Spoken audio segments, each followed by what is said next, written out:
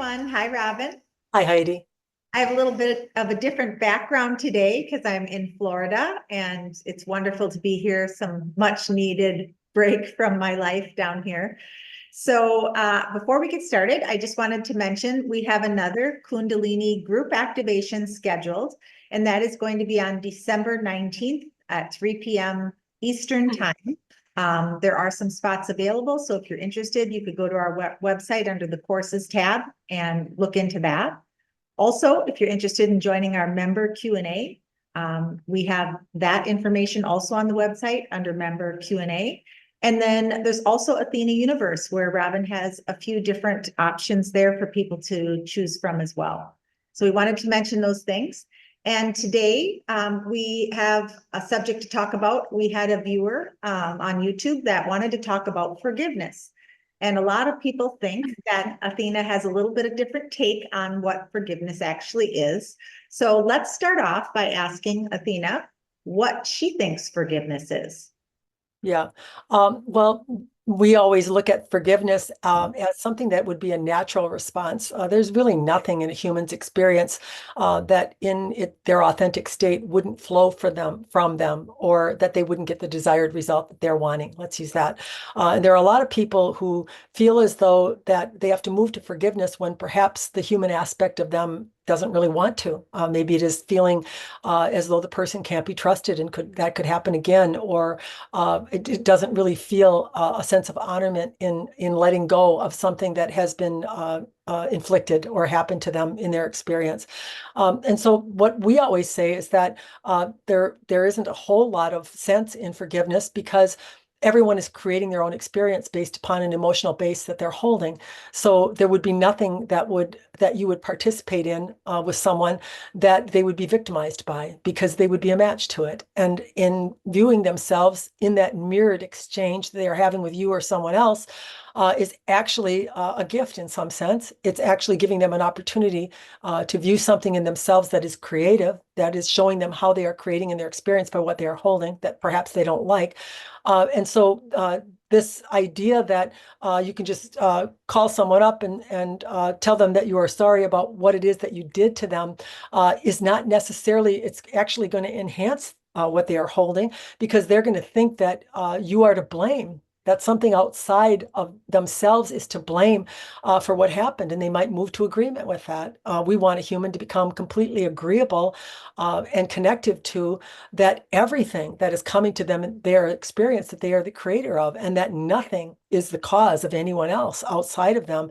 So we think that an apology elicited or given is actually building a little bit that entrapment. It's making the person feel as though the other person is responsible, when in fact everyone is responsible for what it is they are creating in their own experience. All right. So why do you feel, or why do so many people feel that they need to forgive another outside of themselves? Why do you think that's become such a mainstream thing, that we always think we have to forgive the other person and we don't look at it in the way that you just described? Well, because they are holding an emotional basis that is so uncomfortable for them to feel over and over and over again, that they are having difficulty in letting go of, or releasing, or loving even in themselves. And so this idea that if they go apologize for something that they have done, or if someone apologizes to them for something that they had done to them, that somehow this will give them a justification or permission to let go of the emotional basis that they're carrying. But oftentimes, it is our experience, and probably the experience of others, if they view themselves in these situations, that they just get another repeat experience, or another one coming into their experience that mirrors that back to them.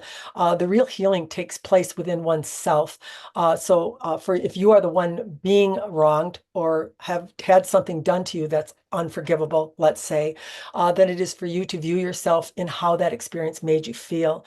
That's where your creative value is. That's where you can actually release the energy from your field in the recognition through awakeness that I carry an emotion within me that brought this experience to me, and therefore move to an understanding of why you chose that feeling. And oftentimes it was unconsciously as a child, or something occurred in your experience. And if you want to call forgiveness anything, it would be forgiveness of yourself for creating it consciously and not recognizing how you felt in the guidance system that you have, in the negative feeling that you were holding. So it's really an ignoring of one's own guidance system. It's the not awareness of how one really feels inside that's creative in their experience that's bringing the suffering to you. So that would be our advice. And it is the same if you feel as though you have a guilty conscience and you have a lot of shame, a lot of blame, a lot of guilt. And therefore, if you apologize to someone who you feel that you in some way have inflicted something on them, your blame, your shame, your guilt might be temporarily relieved, but it is not going to be completely removed from the field just by offering an apology. Yeah.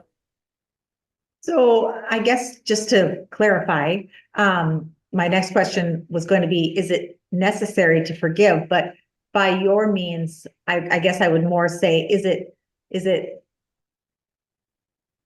best to let go of these things within yourself is basically what you're saying, versus being forgiving to the other, let go. It is basically more of a self-forgiveness, more of an understanding of I created something in my experience that I was unconscious of in the way that I was feeling it.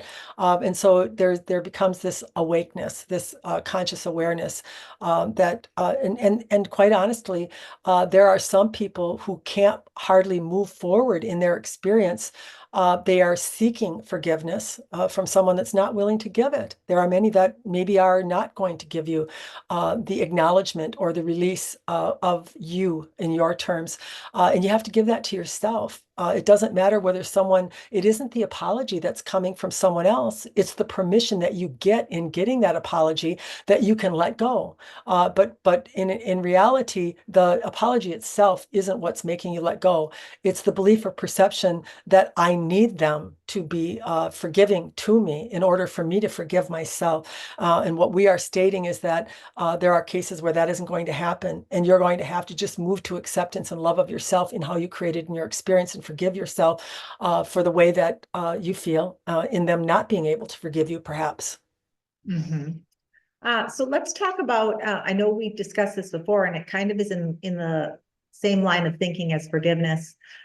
You discuss that if there's someone in your experience that maybe hasn't been good for you or hasn't been aligned with you, and there's a shift that occurs, you say you would know it, you would know that that person changed, and that it would be a different relationship that could be good and brand new.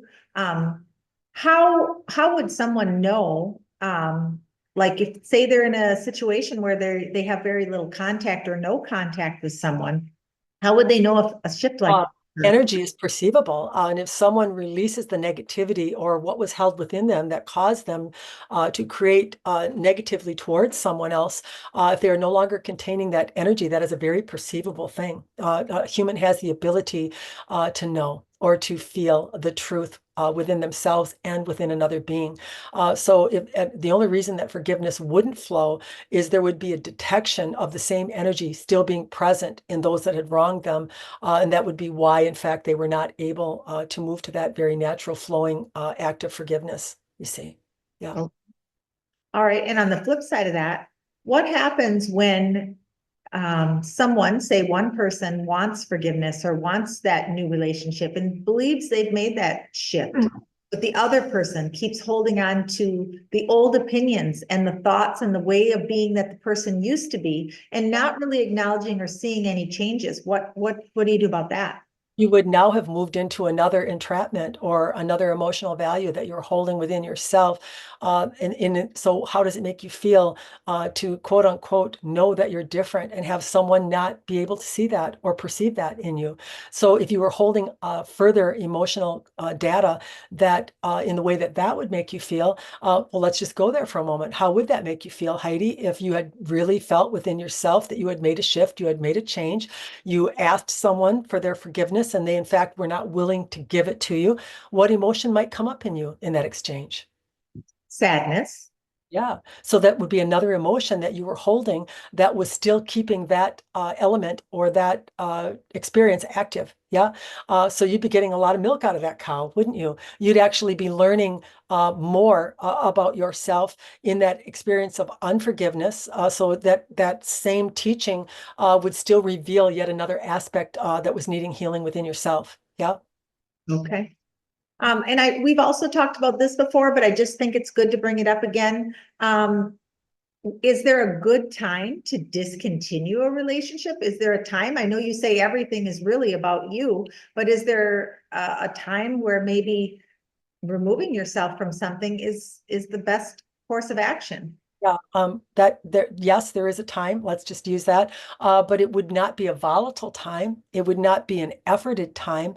It would be a very natural response that felt very connective and as though it was the right next move to make or a natural unfolding. Let's use that term. And oftentimes it would resolve itself pretty effortlessly. It would not be something that would create a lot of negativity or emotional disturbance in your life.